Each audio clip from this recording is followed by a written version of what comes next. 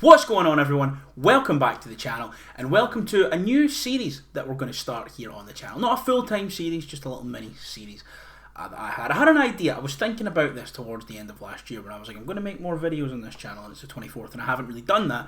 Shut the fuck up, leave me alone. But I've been looking, and I've been watching wrestling, and I've been, following wrestling for all these years. And, growing up, I was watching everything, and Raw, and SmackDown, and NXT, and Ring of Honor, and New Japan, and Impact, and now I've stopped watching all that. But I've been getting back into watching all that.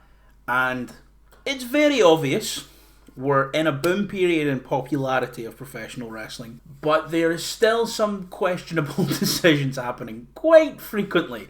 Especially at the place that I'd probably call the wrestling company I'm the most invested in, and probably the one I enjoy watching the most, in AEW. We're having some...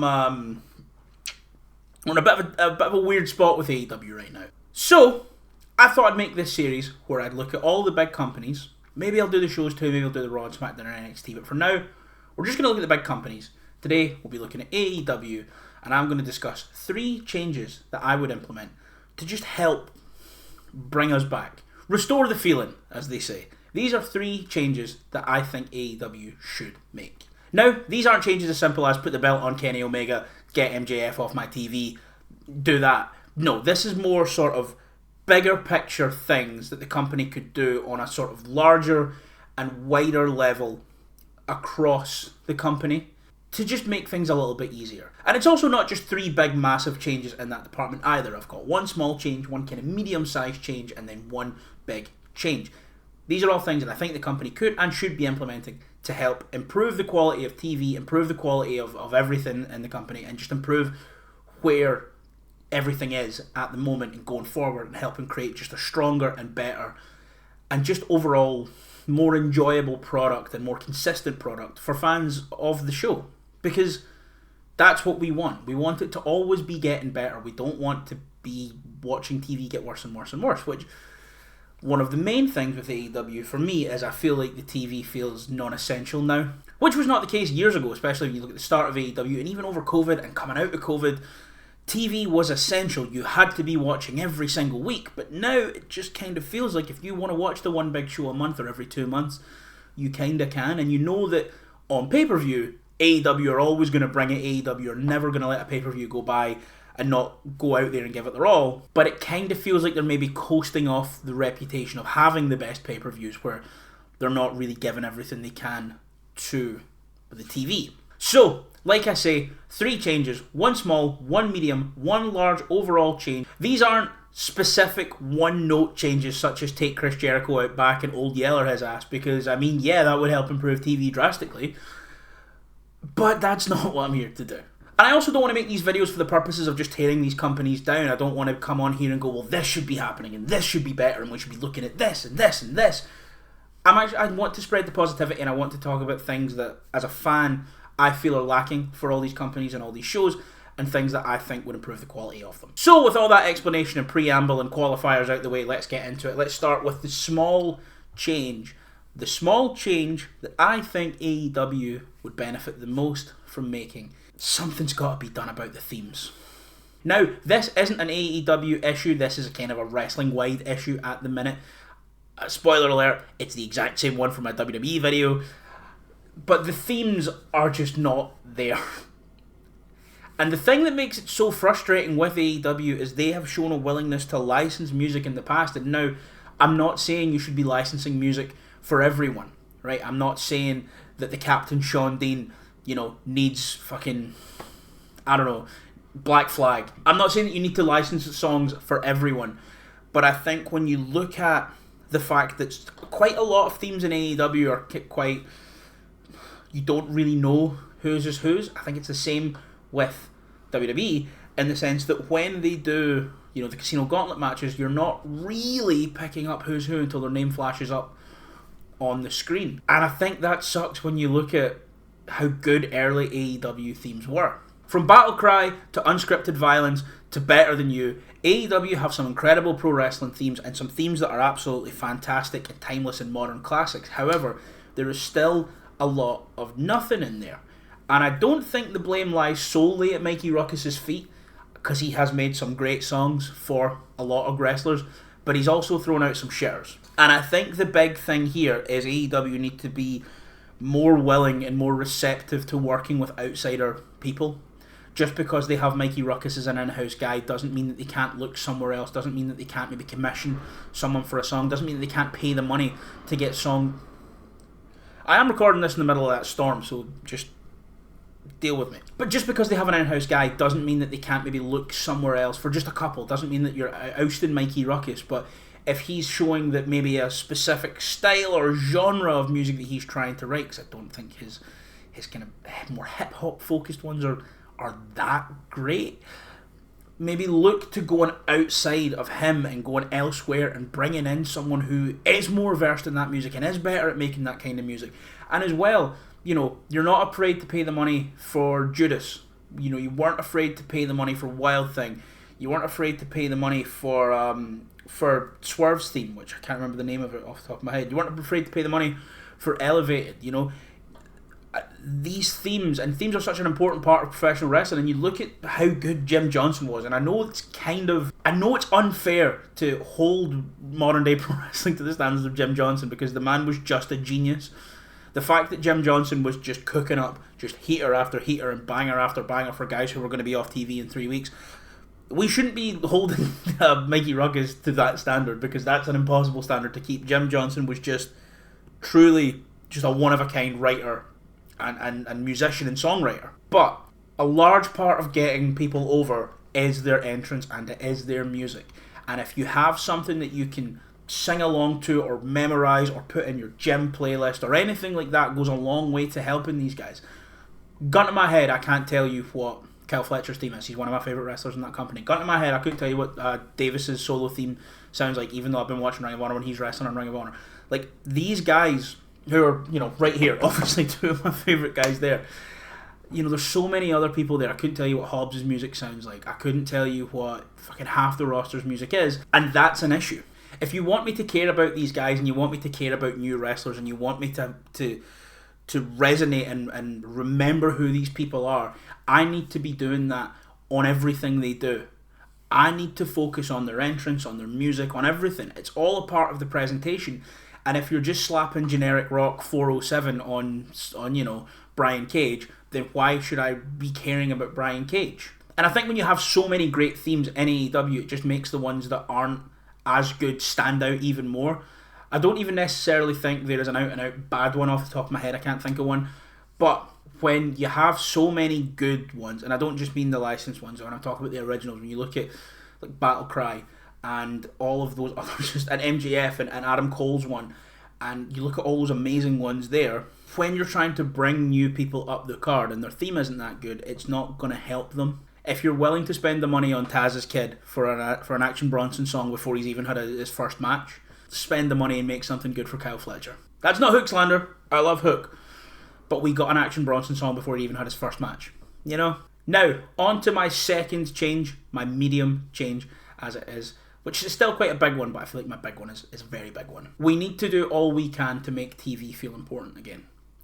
Whether that is having matches where we're bringing new guys up, whether that is we are once again pushing the wins and losses. Now, I understand that pushing the wins and losses has led to its kind of downsides in the past. Like, I'm pretty sure Frankie Kazarian got a shot at Kenny Omega's title because he'd been wrestling on Dark and he was on like a 19-match win streak, and then they went, oh shit, fuck.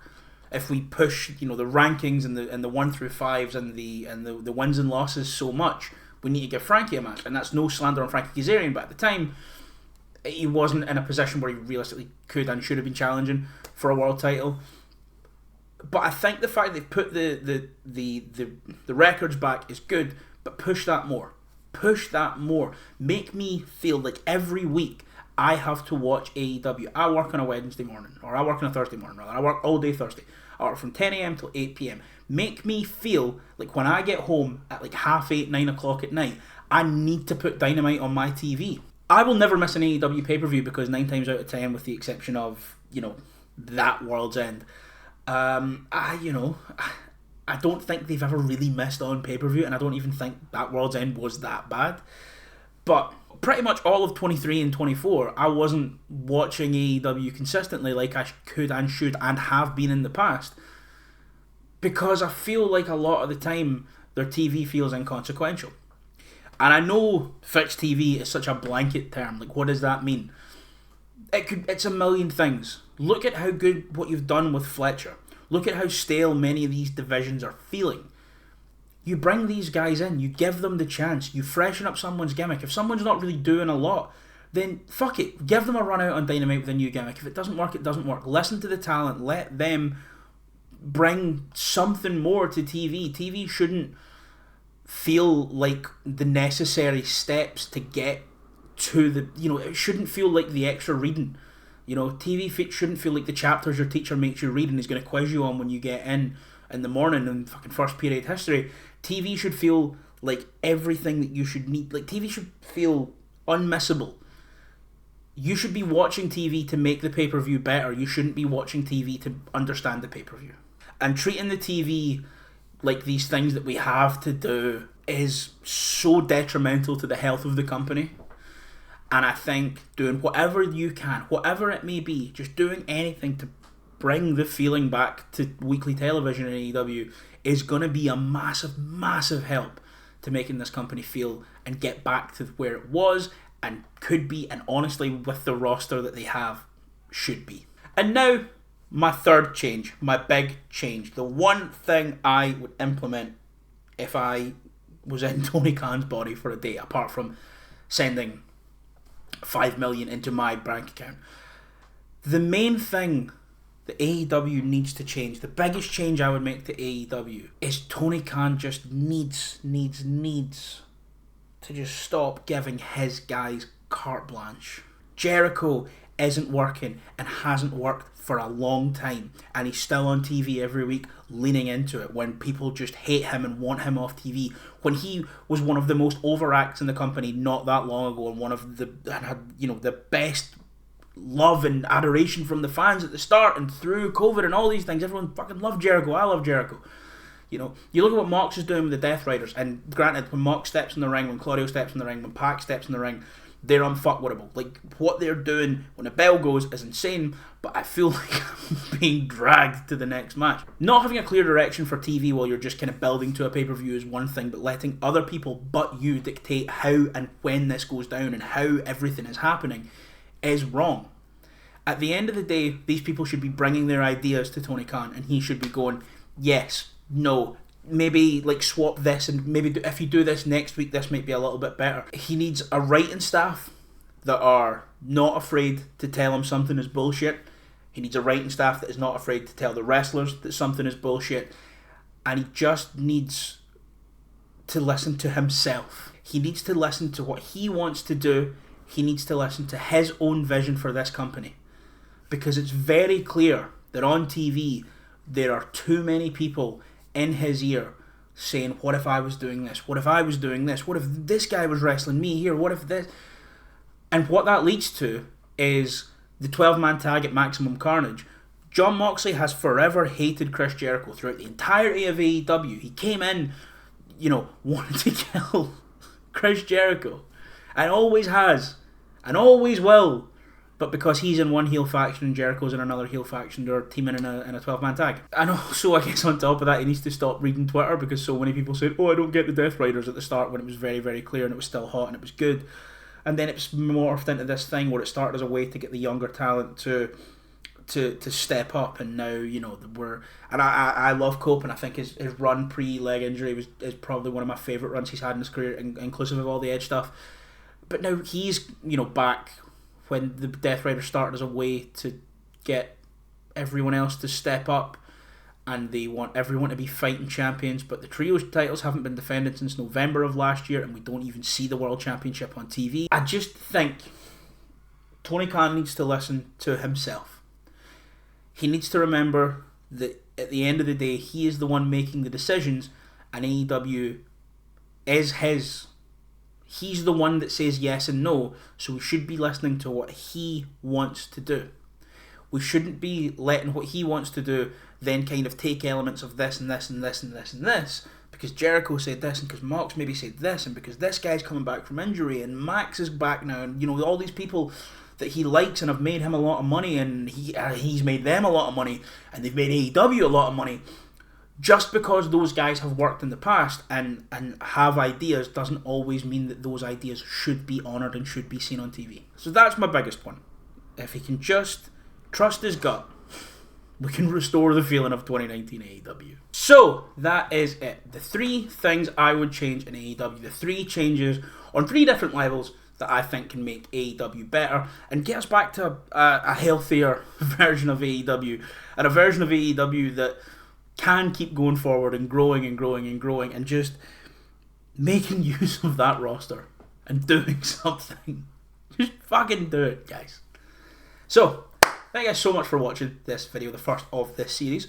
I'll be back soon with the WWE one, maybe a TNA one, maybe a New Japan one. Who knows? If you did enjoy this video, leave it a like and share it around to all your friends and say, hey, look at this handsome man with good wrestling opinions. Like, share, and subscribe. Let me know what you think down below. What are the changes that you would make to AEW? What are the things that you think can be improved upon? The things that you would maybe scale back on? No bad faith. Oh, what would I do AEW? I'd get rid of it because it's not WWE. None of that shit here. Positivity in wrestling. That's what we're here for. Thank you guys so much for watching, and I'll see you next time.